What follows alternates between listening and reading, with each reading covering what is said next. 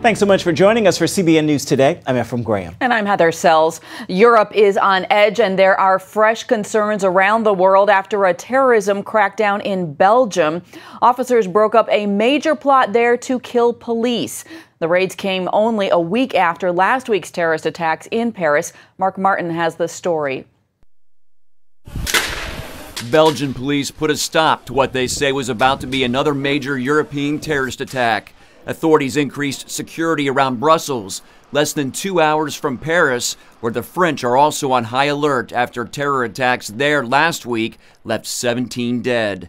In Belgium, investigators tried to serve warrants to terror suspects in the small town of Verviers, who had recently returned from Syria. Certain suspects immediately opened fire with automatic weapons. The shootout resulted in the deaths of 2 suspects and the arrest of a third. The gun battle was one of at least 10 anti-terror operations across Belgium.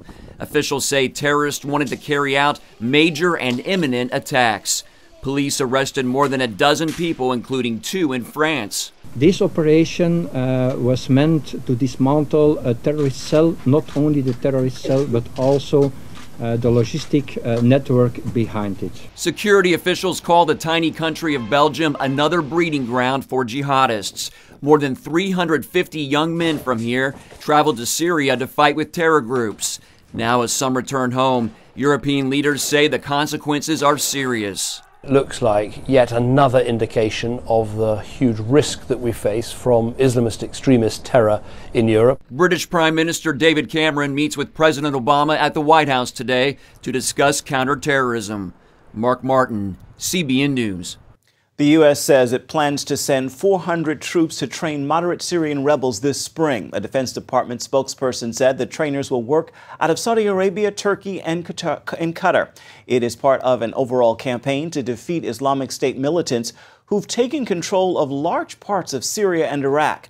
U.S. troops are already working in Iraq to train security forces there. More than 2,000 U.S. troops are in Iraq, and the president has authorized deployment of up to 3,000. Duke University is backing off its plans to broadcast the Muslim call to prayer from its chapel tower. The move stirred a national controversy, including pushback from Duke alumni and the local community. The university cited credible threats for reversing its decision. Many Duke students, however, expressed support for the call to prayer. I'm fine with it. I think that, there's freedom of religion everywhere, so they should be able to do it here.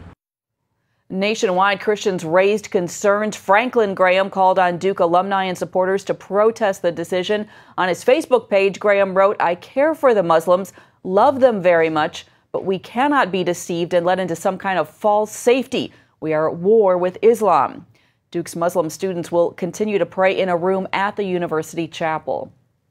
High school students in Arizona must meet a new requirement before they graduate. They have to pass the U.S. citizenship test. Arizona is the first state to enact such a requirement. The test is being pushed nationally by the Joe Foss Institute, which aims to have all 50 states adopt it by 2017. That's the 230th anniversary of the U.S. Constitution. The Institute says legislators in 15 states are expected to consider it this year. Some critics question whether the test is the best way to engage students in civics education. Americans will have an easier time traveling to and doing business with Cuba thanks to new rules that go into effect today. They're a part of the president's plan to reestablish diplomatic relations with the island nation. Americans authorized to travel to Cuba will no longer need to apply for special licenses. They'll be able to use credit cards there and bring home up to $100 in alcohol and tobacco, including those famous Cuban cigars. The new rules will also allow U.S. exports of telecommunications, agriculture, and construction equipment to Cuba. In the days leading up to Martin Luther King Day, church leaders from across the nation are heading to Texas for an event that is aimed at healing the racial divide. It is called the Reconciled Church. The event kicked off Thursday at Bishop T.D. Jakes' church, the Potter's House. CBN News recently spoke with Bishop Harry Jackson, who is co-hosting the event, and he talked about why racial divides, terror attacks, and even the ever-sinking economy are all supernatural signs. Paul Strand has more.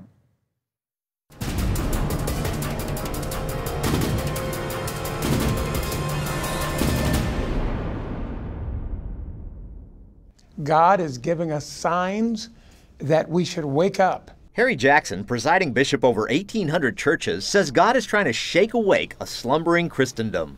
An alarm has been going off, and folks have been, like we do some mornings, just rolling over in the bed and hitting the alarm and saying, oh, I've got time, I'll wake up later. He points out Jesus sounded alarms in the Bible for future times. For instance, nation will rise up against nation. In the Greek, that is, ethnic groups will rise up against ethnos, ethnic groups. And we're finding that within the United States, as we looked at the Ferguson situation, but we can shift that whole thing to Russia and the Ukraine. We could go to places in Africa. Then there's the roiling Muslim world. Many of the divisions within Islam itself are tribal in their nature. Jackson worries much more division will come upon the earth unless God's people repent. He also says recessions and economic troubles are today's version of biblical famines and droughts. God would use those to warn his people their spiritual shield was crumbling. So our recessions aren't anchored in agriculture, but they, in this time and season, have a spiritual root. Family breakdown and rising addictions are often signs of spiritual decay. Then there are epidemics like Ebola and AIDS, which are both today's physical plagues and spiritual alarms. But the bishop says rather than curse a people, God would much prefer to speak a blessing like this. Instead of letting all these terrible things happen to you that are going to come upon the rest of the world, I am going to put a force field of blessing around everything you have and all that you do, because I want to glorify my name and show favor to you because I love you. But he needs an awake and repentant people to partner with him. Paul Strand, CBN News, Washington. And still to come, why pushing back retirement could help push back the risk of Alzheimer's.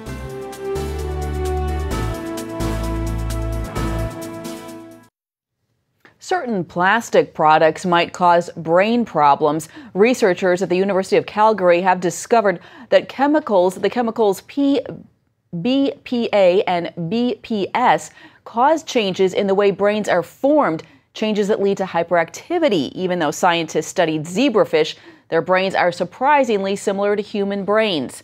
BPA and BPS are found in plastic products we eat and drink out of. Scientists warn until we know more about BPA and BPS, it's best to stay away from those chemicals, particularly women who are pregnant.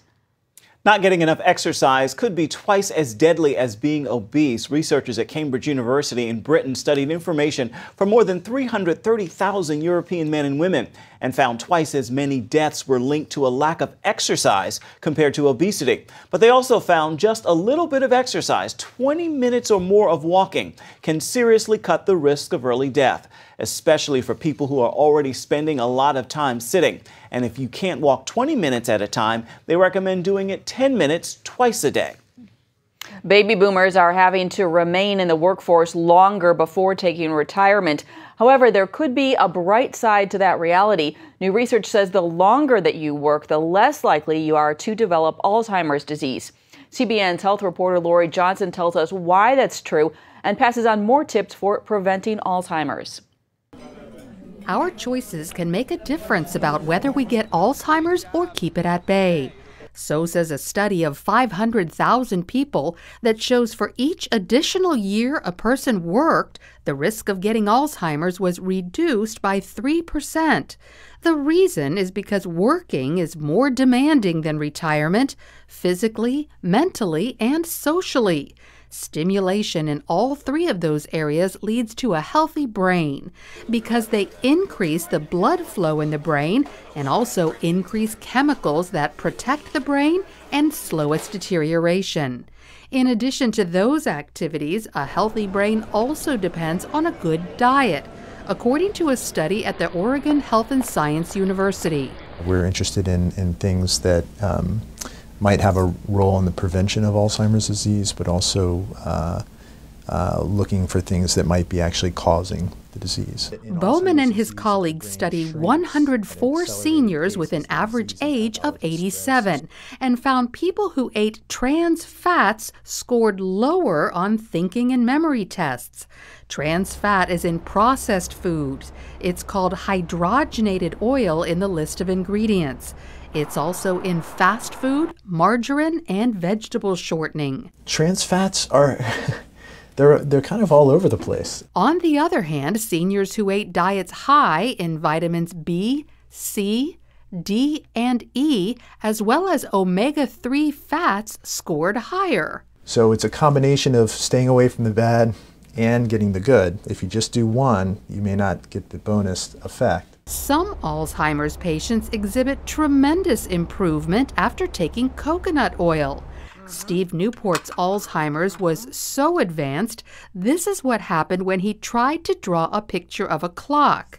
But then his wife, who's also a doctor, started giving him coconut oil. And 2 weeks later, his clock drawing was much better. I thought at the time, was it just good luck? Was it a lot of prayer? Was it the coconut oil? And I thought, well, we're going to keep the coconut oil going. 3 weeks later, his clock drawing demonstrated an even healthier brain. Dr. Newport wrote a book about Steve's success with coconut oil and has since heard from readers with similar stories. Some of these responses have been quite dramatic, and I do have a collection now of almost 220 reports, mostly from caregivers and some from the person themselves, reporting that they saw improvement after they started taking coconut oil. So there are lots of things you can do to improve your brain health, stimulate your mind with work and puzzles, challenge your body with cardiovascular and strength training, and connect emotionally with others. Also, eat a diet rich in vitamins, omega-3 fats, and coconut oil while avoiding trans fats. Lori Johnson, CBN News. Up next, we'll take you to the land of milk and honey. Find out why Israel's agricultural boom is another sign of the times. The Bible calls Israel a land of milk and honey, and many people may be surprised to learn that that is not just an expression. As Julie Stahl reports, it is literally true. In the Bible, God promises the Jewish people a land flowing with milk and honey. And while it's a sign of abundance, it's also literal. In fact, milk and honey is critical. It's used 20 times in Scripture. But when the Jewish people returned from 2,000 years in exile, they found a barren desert land. And Orthodox Jewish author Moshe Kempinski says that was all in God's plan. God says, I'm going to do something miraculous. I'm going to create a land that even though those climate issues don't call for it, it's going to be a land that's going to be filled also with dates and honey and also with milk, so that you know that nothing comes here. Nothing in this land comes here except when it's from me. And God has delivered on that promise. We consider leaders in that production of milk in the world. Despite the heat, humidity, and limited resources, the Israeli cow produces more milk per year than cows in the U.S., European Union, and Australia. We keep going up. Ronen Gal manages operations for the dairy at Kibbutz Yotvata, the largest milking facility of its kind in the country. The milk production in Israel is very clever. It's very high-tech. And what about the honey? Most believe honey in Bible times probably came from date trees. Botanist Dr. Elaine Salaway emigrated from the U.S. and settled not far from Yotvata on Kibbutz Keturah in 1974. Actually, I started out here as the head of the orchard branch. And of course, that was kind of funny because at that time we didn't have any orchards. So in the first few years, I was responsible for planting them. And the first orchard I planted was the date orchard, which you can see behind us, which is the main agricultural branch of the kibbutz. There are tens of thousands of acres of date trees in Israel. Salaway planted some 3,000 of those trees here. This date orchard is here at Kibbutz Keturah in the Arava Desert. Each one of these trees produces about 350 pounds of dates a year. Salloway even managed to sprout a 2,000-year-old date seed found by archaeologists years ago at Masada. Nicknamed Methuselah, the tree is now 5 years old.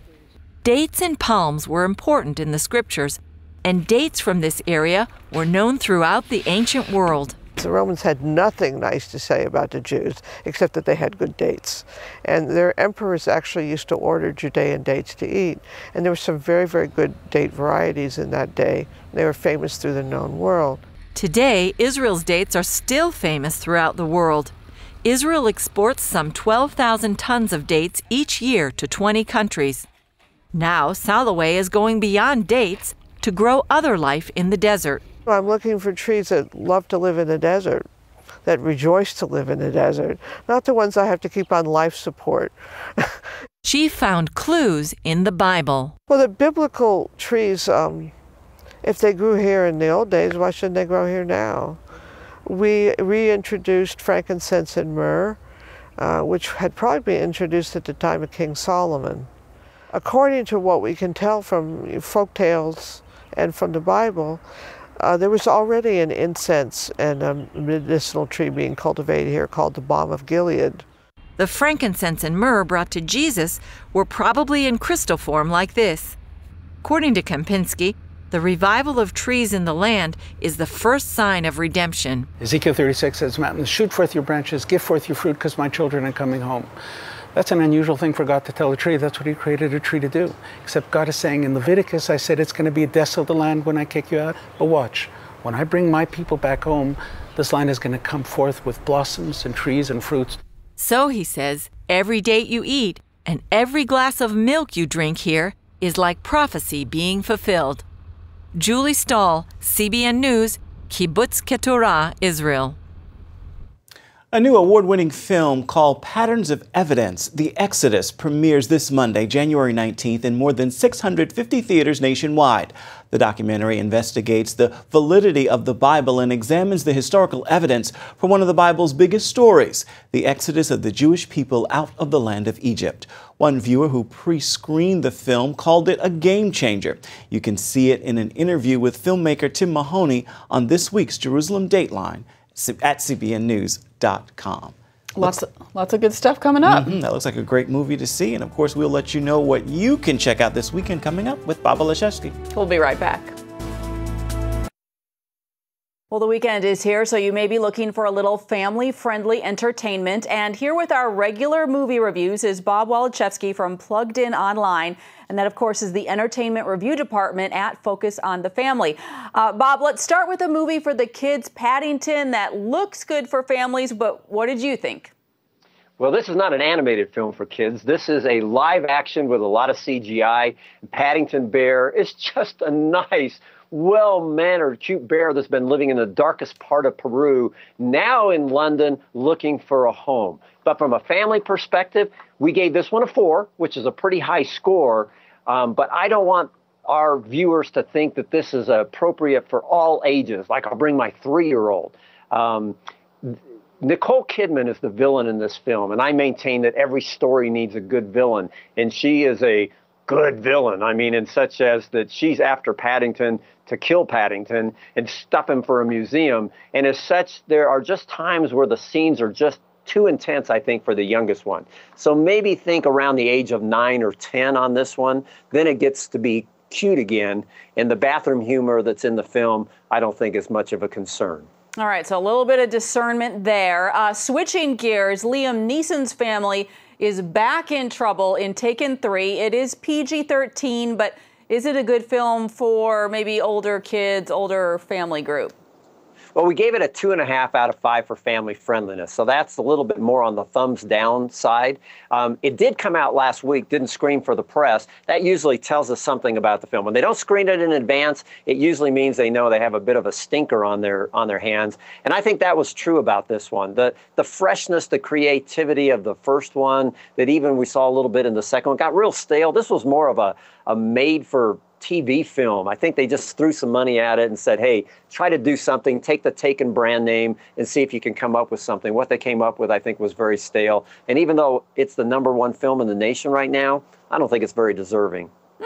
Very interesting. All right. Well, let's talk quickly about the Oscars. The nominations came out Thursday. What do you think of the Best Picture category? Are they good picks? Well, there's a few in there that come to mind that would not be in my pick at all. Birdman and Boyhood come to mind real quick. And that's because, for me, Best Picture should be about the art and about the message.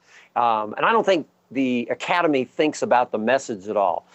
Boyhood is just a very dreary, dark, depressing film that is, in a nutshell, says every teenager is probably going to go through drugs and alcohol and sleep around and cuss like a sailor.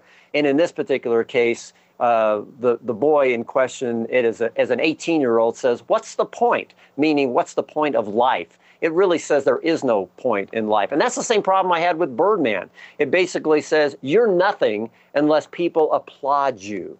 And in this day and age in which we live, where kids sometimes find their self-esteem in Facebook likes and how many people watch their YouTube videos, that's the last message that I think anybody, especially teenagers, need to hear, is that you're not valuable until someone says you're valuable. So what pictures are you rooting for in that category?